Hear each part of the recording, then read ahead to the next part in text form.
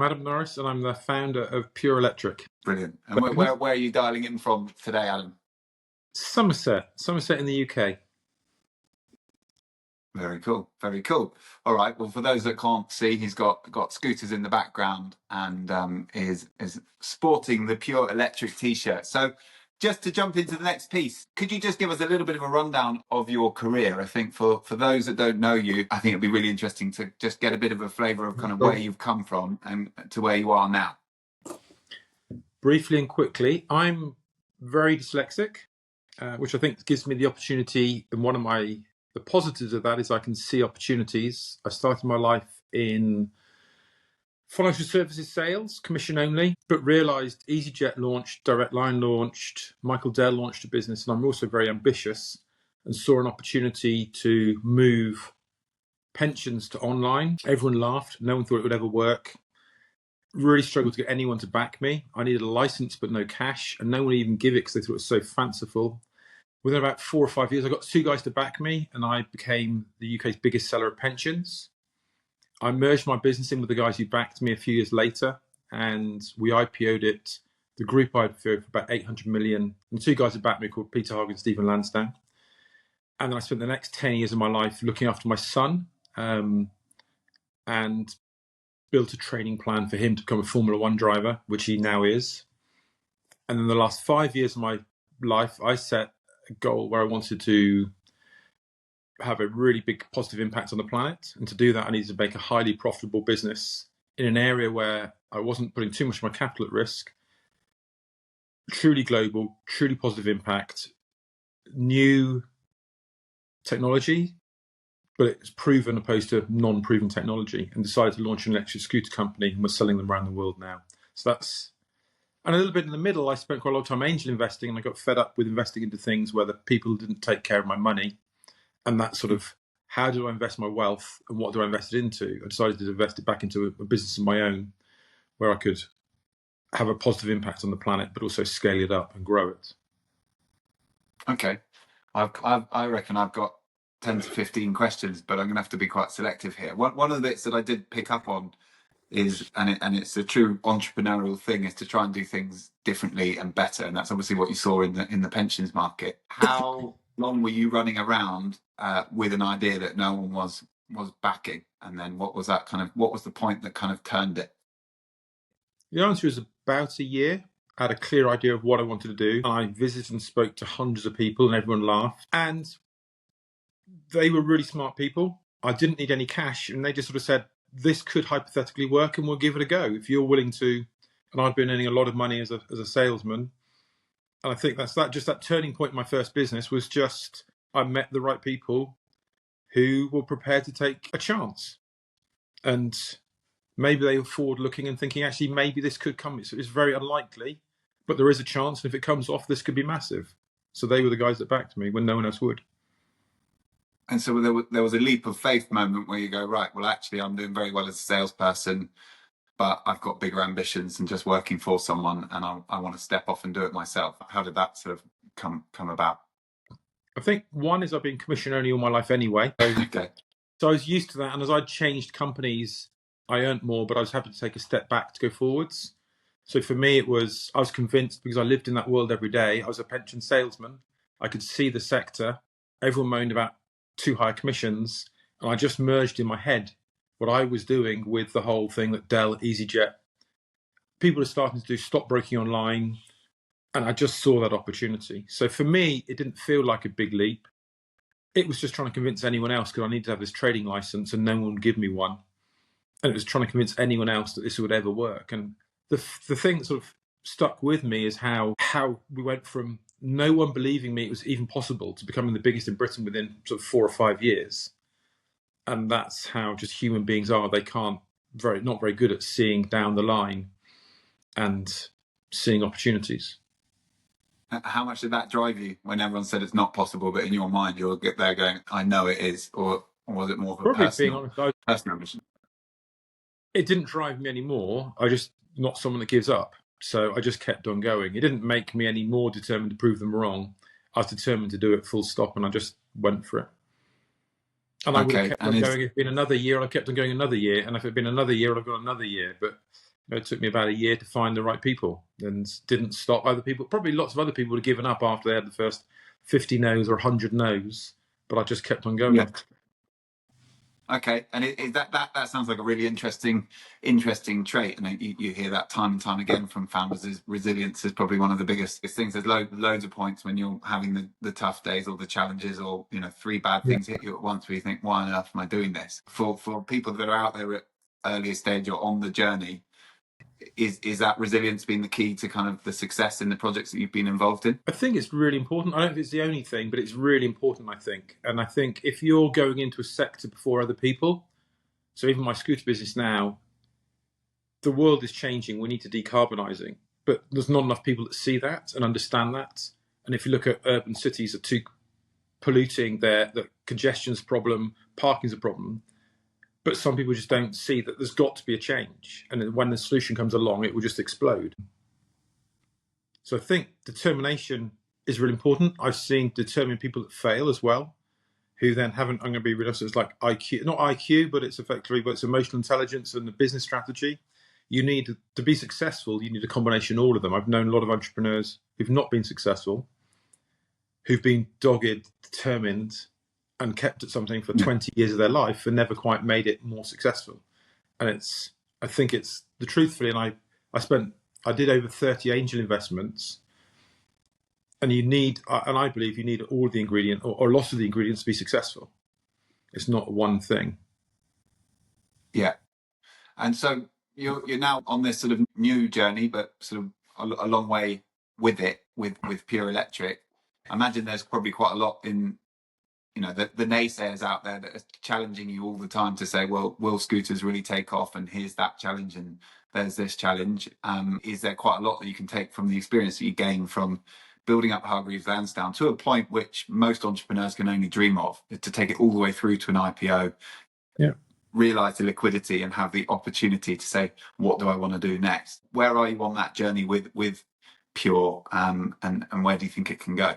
If I'm brutally honest, I think if I hadn't had the previous experience of how hard, so 5 years into my first business, or 4 years in, if I could have had the chance to jump out and not lose effectively those 4 years, it seemed almost impossible it was, I thought the light was end at the tunnel. We were nearly there every year, but it just took another bit longer to get there. It's having seen the difficulty in that, and even with my son getting to Formula One, the painful years, you go through that painful period, and then you come out the other side and it's beautiful. And it's the same as us. We're making our business more efficient. We're increasing the margins and all our stuff. And I've learned that's part of the journey. But I'm not sure I would have stuck with this scooter company if I'd have had the previous experience at Hargreaves Lansdown, is the truth. Yeah. When we're earlier in this sector, all the signs are there, and it's growing in Japan, China, Australia. The number of calls we get in from around the whole planet asking for our products is amazing. But it's still, we're quite early in that. And the same as like mobile phones grew across the whole world, or cars or bicycles. It's a very global product. There's a need. And have you found in the kind of, I guess in my mind, I see it as kind of three projects. You've got the work you did with pensions and Hargreaves Lansdown and took that all the way up to IPO. You've got the work you've done with your son Lando to get him into Formula One, and not just get into it. He's sort of challenging for the world champ status, which is phenomenal. And now, in my mind, you're doing it again, but with pure electric and mobility. I guess the question I've got is there a moment, you're saying that there's the dark, tough days, which we as founders definitely experience. Is there a moment where actually, the world suddenly opens up for you, and it suddenly, the hard graft has kind of paid off, and you actually realize that you can see the wood from the trees, if that makes sense? I think the answer is definitely, and I think probably Hargreaves Lansdown probably took 6 to 7 years. And just giving people a time scale, because that's longer than most people think. I think with Lando, it probably was 9 years. And actually, I know some great racing drivers that stopped because their parents couldn't cope with the pressure of the number of hours they're having to spend away from, and they just had enough of it. And it's a bit like being profitable or hyper profitable. It's a lovely position to be in. And with Lando, it's, being in Formula One, it's just a lovely place. And now he's flourishing in Formula One. Even I think the first year in Formula One was really tough. If you don't want to get thrown out or dislodged from Formula One. But once you've got through there, it's a beautiful place to be, and it's a really enjoyable place to be. So I think all of them take time. Then you come out the other side, and from both myself, I can go and watch, and I have no stress now, and he's doing it. From his perspective, he's out there and he's winning and he's doing well. But the way you move up to the categories in motorsports, you're always out of your depth, almost all the way up. And he's not out of his depth now. He's challenging for the World Championships, but it's sort of he's more comfortable there than he's probably been at any of that last 10 years on his journey. Yeah. And then with Pure, it sort of feels like you're sort of finding your feet. You've got some of the world's biggest global brands that want to partner with you, and urban mobility is changing in front of our eyes. I think if everyone shut their eyes today and thought about how you're going to get around the city in 5-10 years time, it's going to look differently. I think we had a brief insight into what a city could look like and how it could flow when lockdown came in, as an example. Sure. I think there's a better way out there, and I think I'm seeing it when I'm traveling around European cities. And I think I've seen a video in Barcelona, and the number of people in Barcelona that are cycling or on scooters is just ridiculous. And so it hasn't necessarily even arrived yet. You're still doing brilliantly well in the UK. What are you sort of feeling like it's starting to open up a little bit more for you as Pure? The R&D's gone in, the brand is strong, and the opportunities coming to you. Yeah, and the opportunities. We in the UK have got a bizarre position with the legality that it's legal to ride a scooter on a street in France, Spain, Switzerland, Finland, Norway, most of the states in Australia. Japan have just legalized it. It's most of the world, the US. The UK hasn't. So we've actually moved international, and that's been sort of the pleasant surprise, is how that we've had such pull from those countries saying they want our products. And has that been an opportunity? I guess what I'm seeing from looking into what you're doing, that you are a very global company at quite an early stage, because is that almost become a benefit for you to just think of this as a global opportunity rather than get held back by legislation in the UK, which surely has got to change? So both, yes, I think it will change in the next 2 years in the UK. And it's been a positive and a curse not having the UK legalised. The positive is we have gone global earlier than I probably would have chosen or naturally would have done. We've had to learn new skills. I think that's been good for us. But probably if scooters legalised in the UK, it would add another 5 to 10 million profitability onto my business instantly. And that could happen. They could announce it in 3 weeks' time. Being one of the only major countries in the world who haven't legalised them, I expect it's going to happen. So it's probably, if I say my son being out of his depth, we're going up to the different categories. It's made it harder for us because we got to trade globally really early. But it's been a really good discipline to learn that and to do that in a very cost-effective way. Yes. Okay.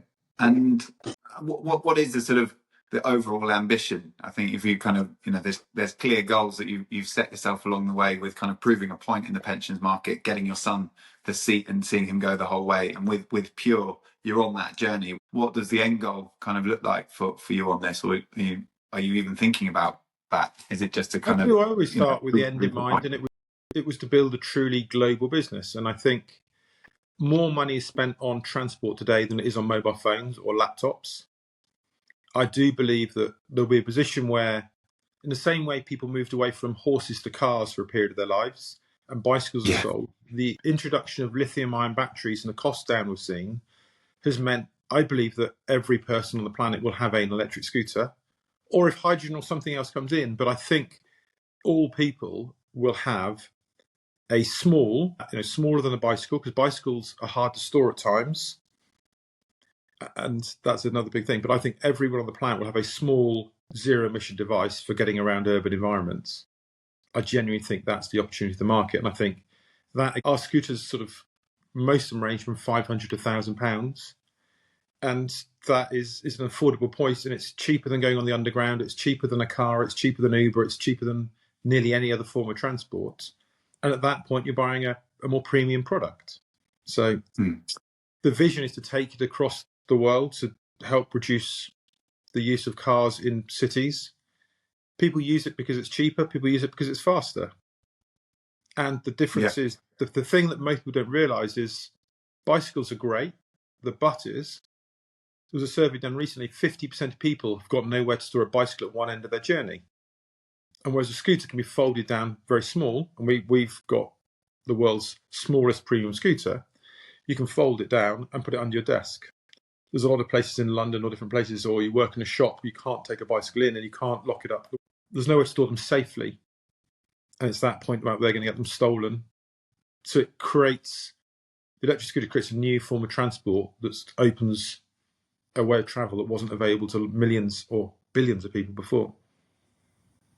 Very cool. And one of the noticeable things within Pure and seeing the scooter behind your head is your scooter's actually starting to look more and more different to the, you're not necessarily standing sideways. How much are you getting involved on the R&D side of things, and kind of, is that an area that you really enjoy? And do you think, if we are going to be changing the way that we travel, do you see that evolution continuing?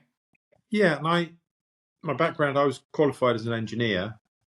My thing's always put customers first and go back to first principles and think about stuff. So we'd sold, in the early days, as maybe other entrepreneurs, I started with the least amount of capital I could. I started selling other people's products. It demonstrated there was a market there, but I didn't rate a lot of the products out there. I didn't rate the Segway, and I didn't rate Xiaomi particularly, and thought, how can we make it better? So I went back to first principles and said, ideally, you would lower the center of gravity. People would stand with their feet shoulder width apart, and they stand back further from the front wheel. So if they have to stop quickly, you don't go over the handlebars. On a bicycle, if you put your front wheel on, brake on really fast, you go over the handlebars. The same true of a scooter. So the further back you stand, the better. So my mission was to build the world's best scooter, and it is fundamentally better than other scooters. And I enjoy it. Very And cool. but that's the drive is just giving the customer the world's best product. And whether that's Tesla or whoever's done the same, I think we need to be in what we're doing. So technology business, you need to be at the forefront, and having great engineers is important. Very cool. And with that, having great engineers, developing products, and investing in R&D, I imagine all of that comes at a cost. As a business, how is it sort of being financed? Where are you at with that, and kind of what's next? I funded the business privately for a lot of the journey. And one of my things, the money I made from the previous IPO, as I said to you, I got fed up with investing in many startups because they didn't seem to really care about my capital in the same way I felt they should have done. So I said I wanted to deploy the majority of my wealth into one thing that I really cared about and had a good impact on the planet. And I'd looked at other investments that some of them seemed to be overhyped, and I didn't think that people would execute correctly. I fund it, and I've got now a group of high net worth I call them global entrepreneurs who've been successful, global CEOs who've come into my business. As one of the guys is the current CMO for Hilton. One is the CEO for Bang & Olufsen. I've got the ex-CEO of SoftBank International. Wow. They're good people that I've met over the years who said, look, I really believe in both helping the planet. I believe that there is a need in cities, and what you're doing looks right, and believe you're the right person. If someone's going to deliver that, you can. With your determination, your track record, you like to do it. Very, very cool. And I spotted that you are crowdfunding at the moment, so you're sort of mid sort of funding round. Is that part of a bigger round? It's part of a bigger round. So what we've had is, and I used, the crowdfunding was a very similar way that when Hargreaves Lansdown floated, or it was 800 million, we took on private investors, and they become advocates. They talk about your product, they love your product, and probably more than important, they give you really honest feedback because they feel they've got a small shareholding in your company. So although the majority of the investment round has come from high net worths, for the right fund and the right people, we've looked at the quality of the people partnering us. So far, it's been predominantly high net worth individuals and global entrepreneurs. We would accept the right funds if they've got the right ethics and can add value to us. And yes, we've also taken on a group of individuals through the Crowdcube because it's a very low admin way of doing it for us. So they all invest through a nominee. So we've got one name on our share register. But we'll probably end up with about 1,000 individuals. Those individuals give us feedback, and it's useful feedback. And if I had the choice of having 1,000 individuals or just one person putting in £500,000. I've got quite a lot of people that put in £500,000 or £1 million. It's good to have that thousand minds and 1,000 people testing our products and letting us know what they think of them. Yeah, well, we've got an army of advocates there that I guess, when anyone says scooter, they're going to say pure. Exactly. Yeah, brilliant. And I guess you're clearly doing phenomenally well, and it's very, very cool to see the ambition that you've got to kind of change the way that we travel around urban environments. And that's everything at Blue Earth that we look at is we want to find businesses that are driving change. And I think one of the things that I look at, literally see thousands of businesses. We've just had a campaign called B100 where I've just read 1,000 applications, and the things that I'm always looking for are businesses that are progressive. And the way that we look at that is it better than what already exists? Mm-hmm. Is it better for the planet? And is it commercially viable?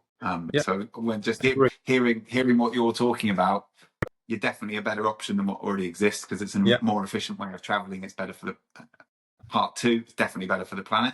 I think if everyone rode scooters rather than driving, and kind of we all reduced our footprint, and is it commercially viable? I think you're clearly proving that. Yes, definitely. Where you are as a scale of business. What is the sort of scale of the business with regards to kind of on the commercial side of things, to give people some context? This year, we'll do somewhere in the region of 15 million of revenue. Last year, we actually took a strategic decision to take ourselves slightly more up market, and we weren't making money off. We had some lost leaders, and this year we've cut them out. So last year we did 20 million of revenue. We're just tidying the business up. And really, if you're comparing it to a car range, we're sort of Audi and Porsche, and we've dropped out the bottom end of the market because there wasn't a lot of money in there, and there's a lot of very, very fierce competition just on price. And so that's not where we want to sit. We're building a premium brand. So it's good. And that's coming from a mixture of countries, and we're selling in China and Australia. And it's a very good mix globally, with some of those countries coming up. Like China, we think probably within 5 years will be the world's biggest market, and we want to be there as the world's brand in that country. So we're investing around the planet at the moment. Very cool. And I think you're clearly making Pure a success. I guess one question I've got is, given the success that you've had initially taking Hargreaves Lansdown through the IPO, with Lando, with where he's at now, I'm no doubt you're at the race as a very proud dad, and that in itself could be a lot of fun, just to kind of go on that journey and travel the world. It would be very easy for you to kind of sail off into the sunset and have a little bit more of a relaxed lifestyle, which is interesting when you're given the option. What is it that kind of keeps you going and makes you jump out of bed and wanting to do another one? And is there another one after Pure? No more after Pure. But I think, and just answering that, after the IPO, I stopped, and I didn't enjoy not doing anything. And I realised in life, I love a challenge. Yeah. And I also I started to believe myself that I'm really good at solving any problem. And it was very different saying, how do you build a strategy to take someone to Formula One? Is very different than building a pensions business. And thought, if I can go on and do something else, what would I do next? And I thought the biggest problem facing our population at the moment is climate change. And so I love solving problems, and I enjoy that. And I've realised I enjoy that. And actually probably the feeling of knowing I've helped is important. I don't want to die just knowing I was the guy that sold the most pensions. I want to be in that position where I think I've had a really... And if I have been given a gift of solving problems and I love it, why not use it? And there's a day every now and again I think, wow, I wish I was... This is tough. But that's, I say, it's like someone being in a boxing match. You're going to get hit. Even if you win, you're going to get hit in the face a few times. And most businesses, to be a winner, there's tough days. But overall, I love it. And there's nothing else. I say to people, I don't enjoy every day, but there's nothing I prefer to be doing than this. And it makes me smile to think I'm having a positive impact in each country we go to. We're starting to reduce the carbon footprint within that country. Wow. Okay. Very, very, very inspiring. And I guess we touched on kind of a little bit of advice for those that apologies. Apologies. Just one. I won't. My plan. I would like to be here. The boss of Zara still goes in 80. The boss of Intertech still goes in. They're both listed. So I see you asked about the grand plan is to actually list this company maybe in the next 5 years, but retain the majority of my shareholding and the majority of my wealth in this. Continue to grow it. And one of my things that sort of, from Hargreaves Lansdown to Lando, and in this, is about building amazing teams. Have a clear vision of where you're trying to get to. Build a plan, and that takes time to understand the sector. That might take 5 years to really perfect that plan, and build a team to execute it. And that's my vision here, is to build a team around me. They don't need me. At the moment, the business needs me, but to build it so that it doesn't need me in here 6 days a week, which it does now. But to be in a position where I can do that. But my plan is to be around the business for the next 20 to 30 years. And so that people aspect is sounds like a key aspect to kind of delivering on the goals that you clearly set, ambitious ones, but that people aspect feels like a big part of it, if you're kind of building teams around everything you're doing. Really important to me. And that you're saying about, and if the determination, sticking at something's important, but it's sticking at finding the right team. And again, if other entrepreneurs are listening to this, I think the one thing, I've got some amazing friends as entrepreneurs, but they've never really built the big teams. And that's what I've seen. It's a really rare, to take a business through is actually quite a complicated thing, where you're scaling it, but you've got to bring on amazing people, but you often think, well, I could do it better myself. But it's really hard, and you are looking for the needle in the haystack, or someone else had a piece of hay in the haystack. And it is great people aren't everywhere, but never giving up on that dream as well of building an amazing team, I think, is really important. So if the you're art of it, truly scalable. What's the art of the perfect hire, and kind of do you get an instinct now that you've been doing this to kind of, is it instinctive when you find the right fit and you go right, and within the first couple of months you just know you've got a rock star that's going to play a role, or do they build into the team? The answer is, I think you're saying about instinctive. I think I know after a couple of months. I find it still very hard. I'm 53 years old. I find it really hard still to do the interview. I think people can blag their way through interviews. I still haven't got that. But when I've worked with them for a few months, you can start to tell that they're... But I'd hold my hands up. I'm not... And somebody else once, I asked them whether they were good at recruiting. They said they were amazing at recruiting, and I worked with them for a bit, and I realised I was probably better than them. It's just people's perception of... What is the perception of what is good or very good or brilliant? So I might be as good as any other person at making that decision on the day, but it's actually saying, do you want great people or amazing people, and what level do you think is right for your business? So to make the really right decision takes me a number of months, is the truth, of working with somebody. Yeah.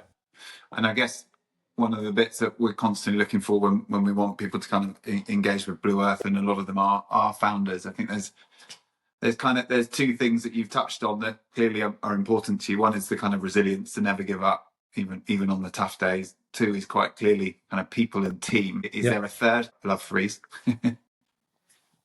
No, just finishing off on the team again. I think the important I'd say is, one is finding those people. Lando's manager's now been with me for 12 years, I think. He's an exceptional person. We went through some different people, and they were the right people maybe for little bits of the journey, but then sometimes you've got to exit them because they're not right for the next bit of the journey. And the same with Hargreaves Lansdown. I had two exceptional people. One still works with me now, probably nearly 20 years after I recruited him, as one of my top people, and the other one's one of my best friends. He stayed there when I left and ran everything for me. And that's why I've never ever lost anyone that I want to retain.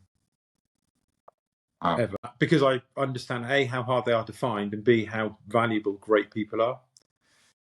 And what's the art of keeping hold of, because if you get hold of some really, really good talent, you often, it's not the case that just that, everyone knows that. So how do you keep them in wanting to work with you? Right. In the same way, it's really hard, because I disagree that everyone knows it, because I think actually, yes, if the difference between, again, you look at Steve Jobs and stuff, the difference between a great person and a brilliant person, you get 10 times more out of that little bit more. And they're really subtle differences. My first boss said, if you can be a good salesman, if you come second in every sale opposed to first, there's such a difference. You get, one, you become really successful, and one, you've earned if you're commission only, you've earned nothing. But you could be marginally worse. And again, the same was true of motorsport. I remember reading about 10 years ago that Wimbledon, the winner, earns more than everyone else put together.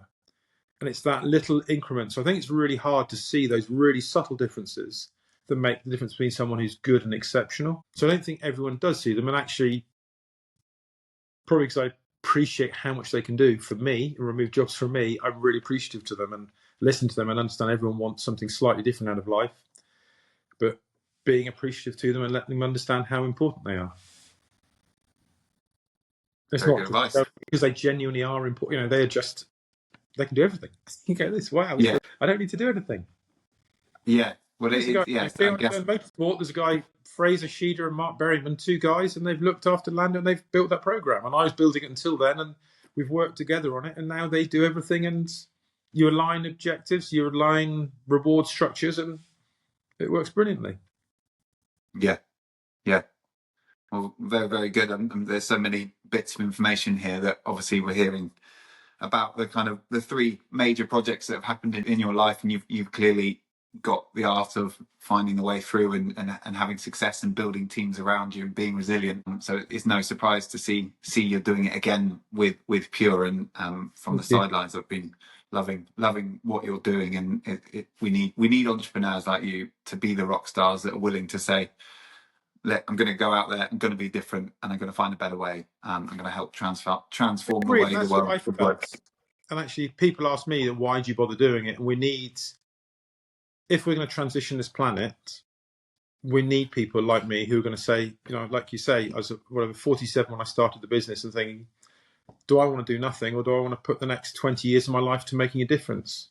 And it's that, and I don't think it's overnight. And if we IPO after another 5 years, I'll be doing it for 10 years. People just think it instantly changes. But if we're doing still 1 million people a year, it'll be the next year after that we do maybe 2 million scooters. You start to get that momentum and build that big business. That's how I feel, is that I almost feel like I've been given a gift. I'm good at solving problems, and I should use that for the benefit of our species.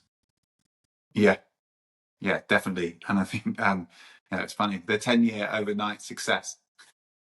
Lots of people in my last business, everyone when we IPO'd, everyone says, it's new, it's an overnight success. I'm thinking, the two guys that backed me, they'd been working for 16 years before I joined them, and they backed me. And it was another 10 years till we IPO'd. So it was, they've been doing it 26 years, and it's surprising if you start from not a lot. It takes a long time to really hit lots of people's radar. Yeah. Well, amazing. Well, congratulations on everything you've achieved today. Thank you. It's truly inspiring. Where you're going with Pure is incredibly exciting to watch and see what's coming next. And I have no doubt, third time will be as successful. More successful. I guess just to finish off our chat, I always like to kind of end on someone else or another company that's really inspiring you, and then maybe I'll go and pick up the phone to them, see if we can get them to talk. The only one I probably I keep my head down most of the time, is the truth. So I look, and the one probably that's doing good for the planet I like is Tesla and Elon Musk. So you might struggle to get him on your next podcast. Never say never. Never say never. But I think he's had the guts to go and do something. It's not been easy times for him, and people laughed at the idea of electric cars in the beginning. And he's changed the whole industry. And however you look at it, whether you love him or not, he's been one of the biggest instigators in change and decarbonising the transport world, and doing it on a massive scale. So I admire the scale he's done it on. And clearly he's also doing other things which are incredible as well. But I guess the car side has forced, whether it's Range Rovers or Mercedes or Porsche, they're all starting to go electric now. And I think he was a real catalyst that accelerated the world to do that. I can follow a bit in the way he has. I genuinely think the car's not the solution for urban transport. I think cars have got a place to play in this planet, and they're important for people. If you live in the countryside or you're moving groups of people around, they're ideal. But for a lot of people, a lot of the transport should be on single vehicle device. Effectively, people are travelling. Over half the people travel on their own, and in the cities, and over half the people travel less than 5 miles. Yeah. And if you've got that, then a car that fits 4 people isn't the most appropriate thing, and it's not easy to park. It's congested, and that's the point. If you just electrify all the cars in the world, you've still got congestion. So I think for urban environments especially, you'll see a massive shift over the next 10 years towards small electric and it'll be electric before hydrogen, but at the moment it'll be electric, to small zero emission devices. I think it's just inevitable. And you look, I just so you're aware that, whether it's Milan or Paris, lots of cities, London and New York, I was in there recently, they're all increasing the number of cycle lanes, making it harder for cars to get around and making it easier for other forms of transport to travel around the city. And I think that's going to happen, and that will speed up over the coming years, where there's a more and more push towards other forms of transport other than cars. And we can't instantly put more subways in. People don't want to hang around for half an hour to wait for a bus. People want individual transport where they can start and end their journey. They want to be efficient, and that's where the scooter wins. Definitely. Well, I think change almost in every industry is as rife as it's ever been, and I think mobility is literally transforming in our eyes. There's no doubt that Elon Musk is a divisive character, but what he's done to change a whole industry nearly overnight is pretty phenomenal. The work that you're doing around how we travel is very, very inspiring. So I think we'll leave it there. Thank you very much, Adam, for joining me today, and good luck with all the challenges and the opportunities that will no doubt come your way. Thank you. Yeah, I appreciate it. Thank you. Thank you. Bye-bye.